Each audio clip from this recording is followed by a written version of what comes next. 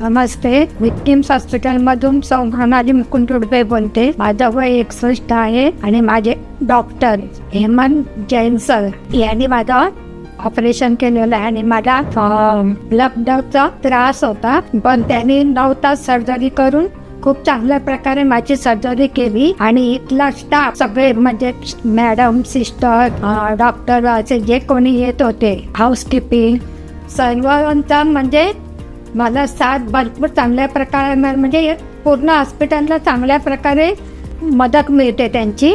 आणि त्यांच्यामुळे आज मी लवकरच चांगली झालेली आहे.